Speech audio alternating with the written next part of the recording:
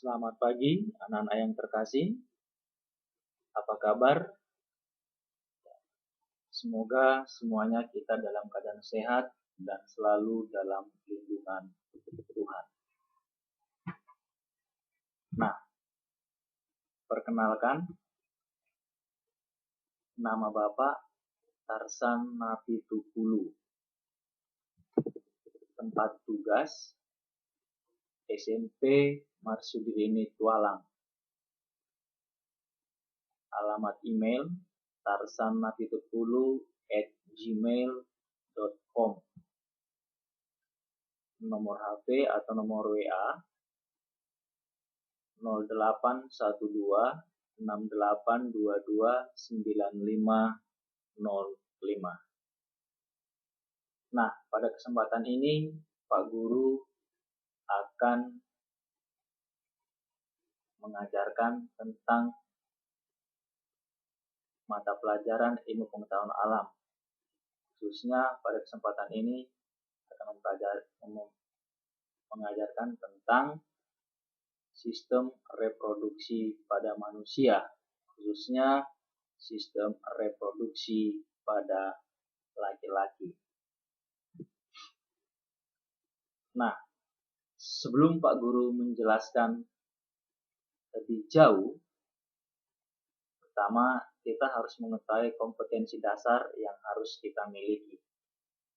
Yang pertama adalah memahami sistem reproduksi pada manusia dan gangguan pada sistem reproduksi, serta penerapan pola hidup yang menunjang kesehatan reproduksi.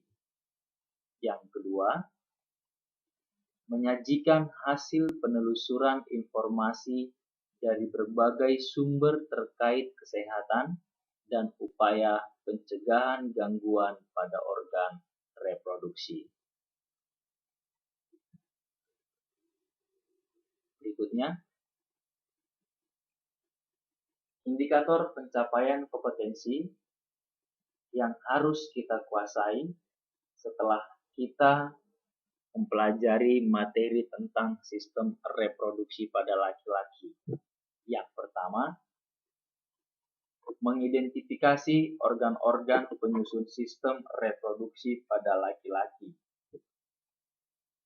Yang kedua, menjelaskan fungsi organ-organ penyusun sistem reproduksi pada laki-laki.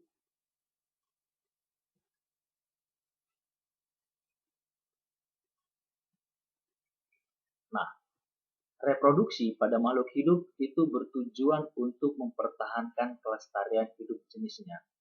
Tujuannya apa? Supaya makhluk hidup tersebut tidak punah. Melalui cara tersebut akan dihasilkan individu baru. Bagaimana kehidupan baru dari suatu makhluk hidup dimulai?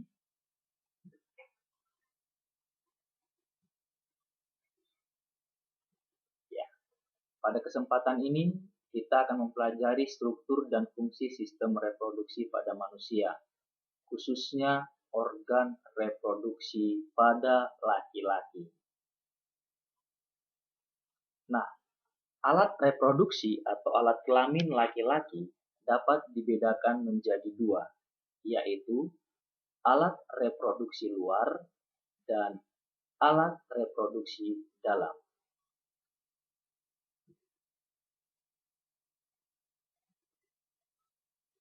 Nah, alat reproduksi luar. Apa sih yang dimaksud dengan alat reproduksi luar itu? Alat reproduksi luar merupakan alat reproduksi yang terletak pada bagian luar tubuh dan dapat diamati secara langsung. Nah, alat reproduksi luar pada laki-laki terdiri dari yang pertama, penis, yang kedua, skrotum.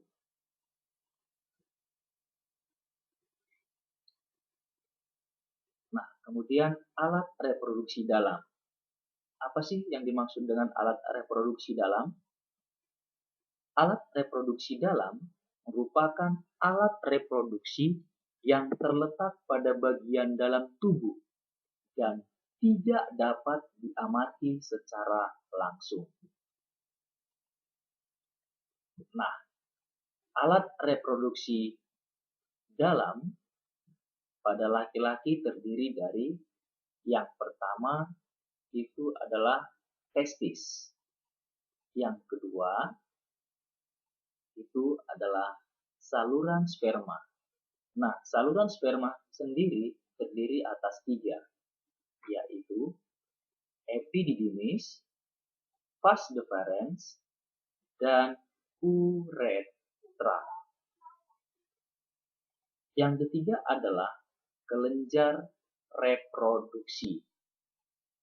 Nah, kelenjar reproduksi itu sendiri terdiri atas 3. Yang pertama, kelenjar seminalis. Yang kedua, kelenjar prostat. Yang ketiga, kelenjar Cooper.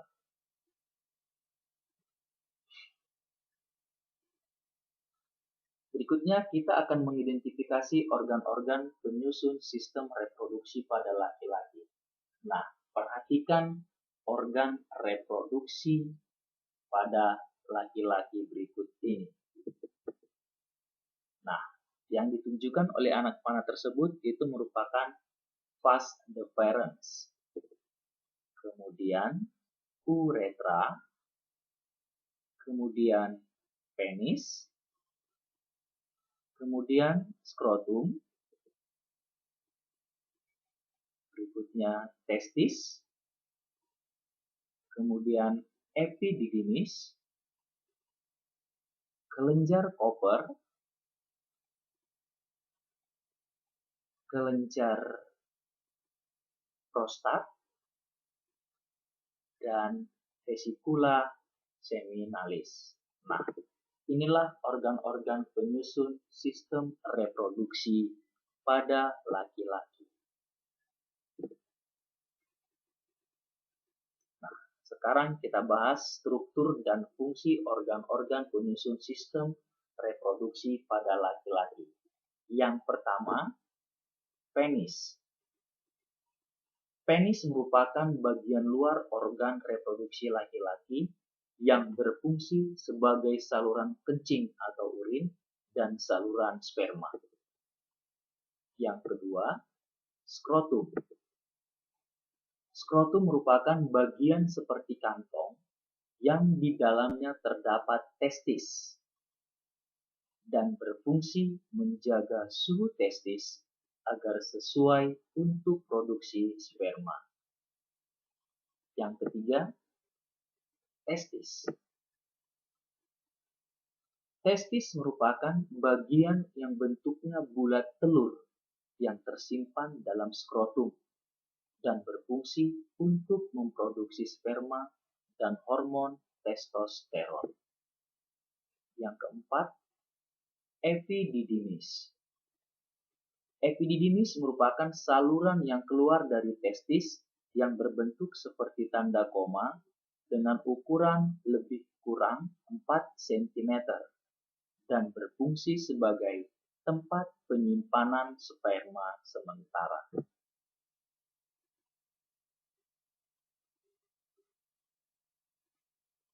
Yang kelima, vas deferens. Vas deferens merupakan saluran panjang yang mengarah ke atas dan merupakan lanjutan dari epididymis dan berfungsi menghubungkan epididymis dan uretra. 6. Uretra. Uretra merupakan saluran yang terdapat di dalam penis, merupakan akhir dari saluran reproduksi dan berfungsi sebagai saluran keluarnya sperma dan urin. 7. Kelenjar vesikula seminalis. Kelenjar vesikula seminalis merupakan bagian yang berbentuk seperti kantong kecil berukuran lebih kurang 5 cm yang terletak di belakang kantong kemih dan berfungsi menghasilkan zat-zat yang diperlukan untuk perkembangan sperma. 8. Kelenjar prostat. Kelenjar prostat merupakan bagian yang berbentuk seperti kue donat yang terletak di bawah kantong kemih dan berfungsi menghasilkan cairan bersifat asam. 9. Kelenjar Koper. Kelenjar Koper merupakan bagian yang berbentuk seperti kacang yang terletak di bawah kelenjar prostat dan berfungsi menghasilkan lendir dan cairan bersifat basah. Oke, baik anak-anak yang terkasih, materi kita pada hari ini sampai di sini dulu. Semoga anak-anak dapat memahami fungsi dari organ-organ reproduksi laki-laki. Seperti kata bijak mengatakan, jika ada kegagalan, akuilah dan terus lakukan sesuatu. Terima kasih.